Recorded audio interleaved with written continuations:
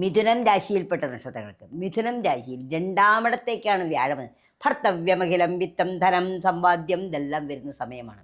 മിഥുനം രാശി എന്ന് പറയുമ്പോൾ മകീരം അവസാനം, തിരുവാതിര, പുണർദം, ആദ്യപാദം ഈ നക്ഷത്രക്കാരെ സംബന്ധിച്ചാൽ ധനം വരാനും വീടുണ്ടാവാനും വാഹനം വാങ്ങിക്കാനും വിവാഹം നടക്കാനൊക്കെ വളരെ നല്ല സമയമാണ്. അത് ഉപയോഗപ്പെടുത്തുക.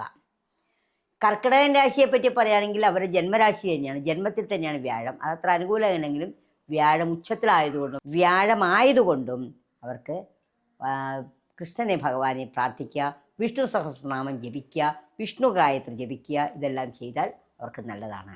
മകം പൂരം ഉത്രത്തിൽ ആദ്യം മകം പൂരം ഉത്രത്തിൽ കാല് ഈ നക്ഷത്രങ്ങളെ സംബന്ധിച്ച് 11 വ്യാഴം ആയിട്ട് വളരെയധികം സന്തോഷത്തോടും സമാധാനത്തോടെ ഇന്നവർക്ക് 12ലാണ് വ്യാഴം. അനാവശ്യ ചിലവുകൾ വരിക, അൺനെസറി ആയിട്ട് ചിലവ് വരാം, ആവശ്യമില്ലാതെ പൈസ പോവുക, ഏതെങ്കിലും നിക്ഷേപങ്ങളിൽ പെട്ടെന്ന് വളരുന്ന പറഞ്ഞ നിക്ഷേപങ്ങളിൽ നിക്ഷേപിച്ചാൽ ആ പണം നഷ്ടപ്പെടുക, കടം കൊടുത്താൽ കിട്ടാതിരിക്കുക, ഇങ്ങനെ ഒരുപാട് ബുദ്ധിമുട്ടുകളുണ്ട്.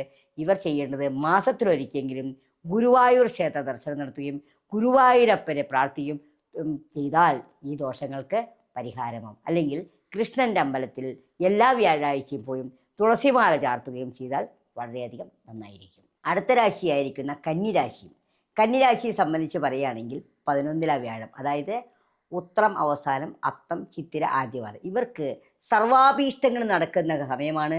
ട്രാൻസ്ഫർ, ജോലി കിട്ടും, സർക്കാർ ജോലി കിട്ടാം, ജോലിയില്ലാത്തവർ ജോലിക്കാം, വിദേശത്ത് പോകുന്നവർക്ക് വിദേശത്ത് പോവാം, കണ്ടകശനിയാണെങ്കിലും ഇവർക്ക് വിദേശത്ത് പോവാം, സന്താനങ്ങൾക്ക് എല്ലാം കൊണ്ടും വളരെ നല്ലൊരു അഭിവൃദ്ധികരമായ സമയമാണ് കന്നിരാശിക്കാരെ സംബന്ധിച്ചുള്ള. അത് ഉപയോഗപ്പെടുത്തുക.